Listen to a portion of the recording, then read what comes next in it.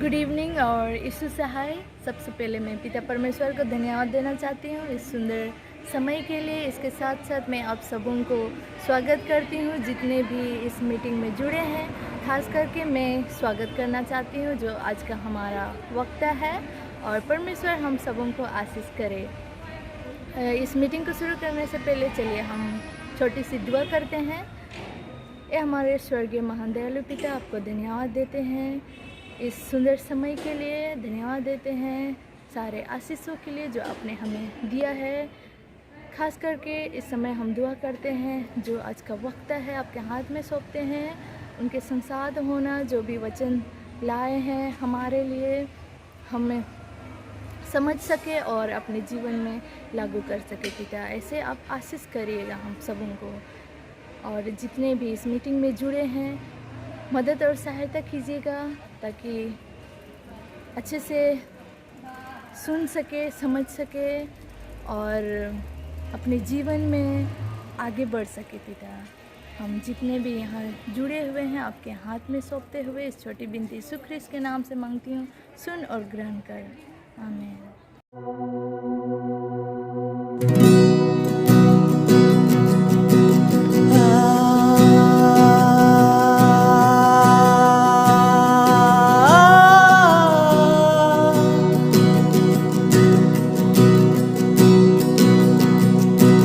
लगता है अधूरा सा जब तू ना हो जिंदगी में,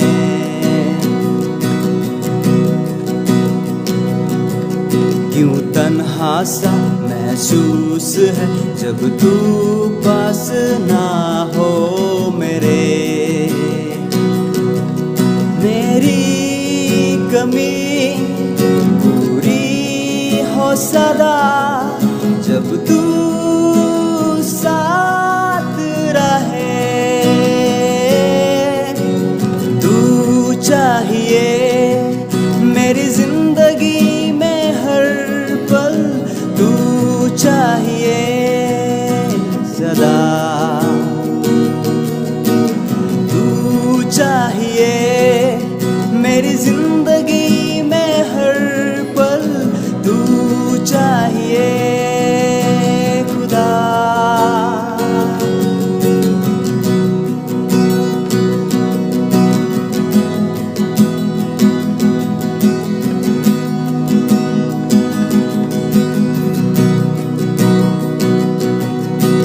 लगता है अंधेरा सा जब तू ना हो जिंदगी में,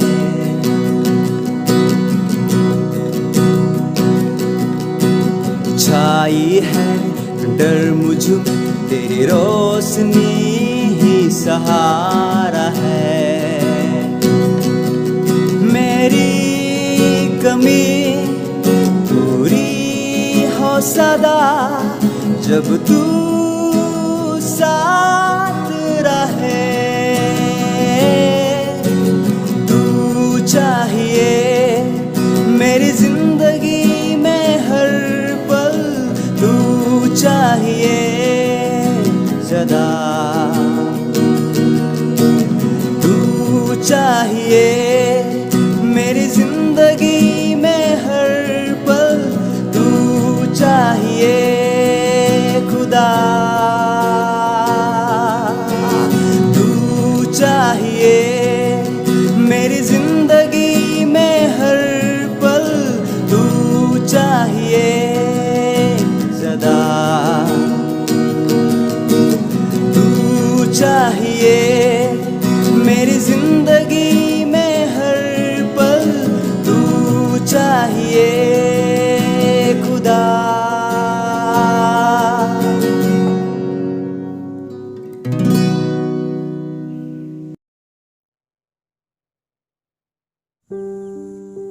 यीशु मसीह के नाम से मैं आप सभी का स्वागत करना चाहता हूं। परमेश्वर पिता ने हम सभी को भले चंगे और स्वस्थ रखा है। तो आइए आज का छोटा सा वचन सुनने से पहले मैं प्रार्थना करना चाहूँगा। धन्यवाद देते हैं पिता परमेश्वर जो आपने हमें बहुत गहरे से प्रेम किया है पिता, क्योंकि हम पापी ही थे तो आप हमारे लिए क्रूस पे मरे। इस घड़ी पिता हम आपके वचनों पे हम जाते हैं, हमें अगुवाई कीजिए ताकि हम आपके वचनों को हम पूरे मन से दिल से जान सके। पिता हमारे पापों और गुनाहों को क्षमा करे। इस प्रार्थना को प्रभु यीशु ख्रिस्ट के नाम से मांगते हैं, आमीन। और फिर से मैं आप सभी का धन्यवाद देना चाहूँगा। आज का इस सुंदर मौके में आप लोग आए हैं और आज का आशीषित वचन से मैं उम्मीद करूँगा परमेश्वर हम और आप सभी को बहुत आशीष देंगे। तो मैं आज का इस संदेश को मैं एक सवाल के साथ शुरू करना चाहूँगा। ऐसा कि हम कहीं पे भी जाते हैं या दूसरे जगह पे, अन्य जगह पे जो हमें कोई जानता नहीं है, तो हमें लोग पूछते हैं कि आपका नाम क्या है। और ये एक कॉमन सी बात है जो हम कहीं अगर कोई भी आते हैं तो हम उनको नाम पूछते हैं कि आपका नाम क्या है, व्हाट इज योर नेम। तो हम सबको अपना अपना नाम बताते हैं, है ना, सबका हम बताते हैं, क्योंकि हमारा पहचान हमारे नाम से जाना जाते हैं। लेकिन यहाँ पे कुछ एक थोड़ा सा कठिन बात यहाँ पे एक पाए जाते हैं। हम तो नाम अपना बताते हैं या हम दूसरों को पूछते हैं आपका नाम क्या है, लेकिन आप कौन है, हु आर यू, ये बात थोड़ा कठिन है इसका जवाब देने के लिए। और ये सही में ही इसका जवाब देने के लिए हम थोड़ा सा हिचकिचा जाते हैं। मैं कैसे बताऊं कि मैं कौन हूं। अगर उदाहरण मैं बताऊंगा, अगर कोई बड़े ऑफिसर या टीचर आपके पास आपके घर पे आए हैं और अगर घर वाले उनको पूछते हैं, आप अपना टीचर को आपके घर पे लाए हैं और घर वाले पूछते हैं कि आपका नाम क्या है, तो हम जब साथ में बैठे हैं तो हमें अजीब सा लगता है, अरे ये तो सारे इसको नाम पूछा जा रहा है। और अगर उसको पूछा जाता है आपका टीचर को, शिक्षक को, कि आप कौन है, तो हम लोग अपने मन में ऐसा सोच लेते हैं, मम्मी पापा रुकिए मैं बता देता हूँ ये कौन है, और हम बताने लगते हैं कि ये हमारा सर है। हम उसको आदर और सम्मान के साथ हम उसको बताते हैं। तो वैसे ही अगर कोई हमें पूछता है कि आप कौन है, यानी ये कौन है में बहुत कुछ बातें आते हैं। इसमें हमारा जॉब क्या है, हम कहाँ का रहने वाले हैं और हम कैसे हैं, बहुत कुछ। लेकिन यहाँ पे हम अक्सर हम सब कुछ नहीं बता सकते हैं। हम अपना जीवन में हम सफर करते हैं, रहते हैं 10 साल, 15 साल, 20 साल, और ये जो हमारे बीते हुए जीवन का जो घटनाएं सारे कुछ जो है, हम सब कुछ नहीं बताते हैं कि हम कौन है। इसीलिए मैं कहना चाहता हूँ कि रोमियो का किताब में पौलुस कहता है 3:23 में, इसलिए कि सब ने पाप किया है और परमेश्वर की महिमा से रहित है। इसका मतलब क्या है? पौलुस एक बात कहता है कि इसलिए कि सब ने पाप किए हैं। इसका मतलब हमारा जो पहचान है अंदर का, वो एक पापी है। एक पापी का हमारा एक पहचान है। ये हम ही जानते हैं कि हम कौन है अंदर से। हम बता सकते हैं कि मैं ये हूँ, मैं ये जॉब करता हूँ और मेरा इतना बड़ा सम्मान है और मैं इतना काम किया हूँ, मैं यहाँ पे घुमा हूँ, ये मेरा ऑनर है, रेस्पेक्ट है। लेकिन जब हम अपने मन में सोचते हैं, ढूंढते हैं, तो हमारे अंदर में पाया जाता है कि हमने अपने बीते जीवन में पाप किए हैं। सब कोई पाप किए हैं। यहाँ पे कोई संदेह नहीं है कि किसी ने पाप ना किया हो। यहाँ पे कोई डाउट्स नहीं है कि फलना ने थोड़ा सा पाप किया होगा, फलना सा वो थोड़ा ज्यादा पाप किया होगा। पाप तो पाप ही है। अगर थोड़ा 1%, 50%, 10% जितना भी हो, पाप तो पाप ही है और हम सब कोई पापी हैं। तो यहाँ पे आज मैं एक नौजवान हूँ और मैं हमेशा नौजवान के लिए इस बात को मैं ज्यादा ध्यान करता हूँ। हम जब धरती में आते हैं तो हम पाप में ही आते हैं। ये पूरा संसार पाप से भरा हुआ है। अगर एक बच्चा जब जन्म लेता है वो भी पाप ही है। वो भी पाप में ही जन्म लिया है। तो हम जब हम दूसरों को बताते हैं, हम ये नहीं बताते हैं कि मैं ये पाप किया हूँ, ये किया हूँ। अगर कोई एल्कोहलिक भी है जो नशे करता है, वो भी नहीं बताता है कि मैं एक नशेड़ी हूँ, वो नहीं बताते हैं, है ना।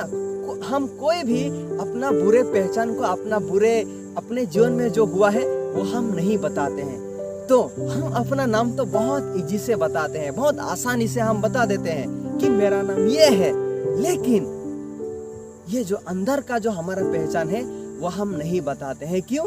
हम जानते हैं कि हमने पाप और गुनाह किया है।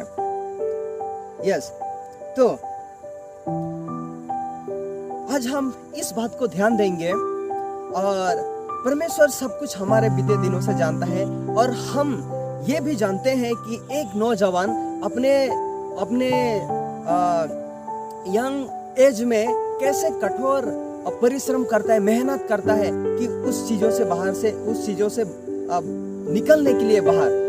तो हमारा एज में यहाँ पे बहुत सीढ़ी पाए जाते हैं।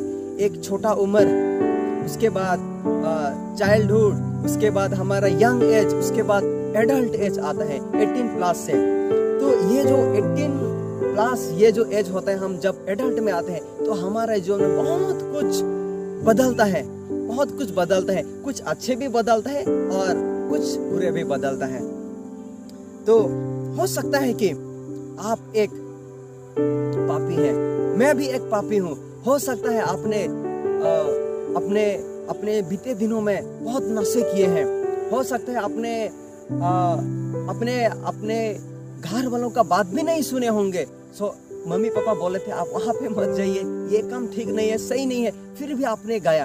आपने जाना कि मैं जो कुछ किया वो गलत ही किया, सही नहीं किया हूँ। हो सकता है आपने गलत संबंध किसी के साथ बनाए थे होंगे। हो सकता है आप बहुत ज्यादा एडिक्टेड थे पोर्नोग्राफी में। ये भी हो सकता है क्योंकि यंग एज में बहुत कुछ ऐसे मुसीबतें होता है, और भी ना जाने कितना कुछ पाप, और ना जाने कितने कुछ पाप हमारे जीवन में होता है, आपका जीवन में हो भी सकता है। लेकिन परमेश्वर हम सबको कुछ बनाना चाहता है। हम पापी तो हैं, लेकिन वो हमें धर्मी बनाना चाहता है। आपको परमेश्वर एक धर्मी का पहचान देना चाहते हैं। तो हम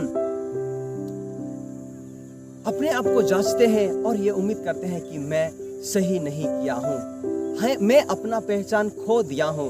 मैं तो बचपन में तो एक बहुत अच्छा, मैं एक ईसाई भाई था, बहन था। मैं बचपन में चर्च में जाया करता था, हर एक शब्द को मैं चर्च में जाया करता था, गीत गाया करता था। लेकिन ऐसा टाइम हुआ, मैं अपना पुराने दिनों का अच्छे जीवन को मैंने खो दिए हैं। लेकिन परमेश्वर उस चीजों को भी आपको ढूंढने में मदद करेगा। मत्ती का किताब उसका 5:48 में परमेश्वर का वचन कहता है, मत्ती उसका 5 और उसका 48 में 48 में बाइबल कहता है, मैं यहाँ पे पढ़ दूंगा कि इसलिए चाहिए कि तुम सिद्ध बनो जैसा तुम्हारा स्वर्गीय पिता सिद्ध है। परमेश्वर पिता सिद्ध है, पवित्र है, और हमें भी पवित्र बनाना चाहता है। जी हाँ, परमेश्वर पवित्र है और वो पापियों को धर्मी बनाना चाहता है। हम जब सैलून में जाते हैं एक नपित के पास, वो एक अच्छा ट्रेनर नपित है, एक बर्बार है। जब हम उसके पास जाते हैं वो हमें अच्छा कटिंग कटा देता है। जब एक मॉडलर, वो दूसरों को एक अच्छा मॉडल बना देता है। तो परमेश्वर पिता भी धर्मी है, वो पापियों को धर्मी बना देता है। तो हो सकता है आपने अपने बीते दिन जीवन में अपना अच्छी पहचान खो दिए हैं, लेकिन परमेश्वर पिता आपको अच्छे जीवन देने के लिए तैयार हैं। तो हमें चाहिए कि हम कितना तैयार हैं। ये हमारा सवाल है। ये हमारा अपने आप में एक सवाल बनाना होगा कि परमेश्वर मैं क्या बनूं, मुझे क्या बनना चाहिए, अब मुझे बनाइए। यस, तो परमेश्वर पिता हमें एक अच्छे पहचान देगा। दाऊद का किताब में 139 उसका 23 में मैं एक पद को पढ़ना चाहूँगा। भजन संगीता उसका 139 का मैं एक पद को पढ़ना चाहूँगा। बहुत अच्छा लिखा हुआ है भजन संगीता 139 का।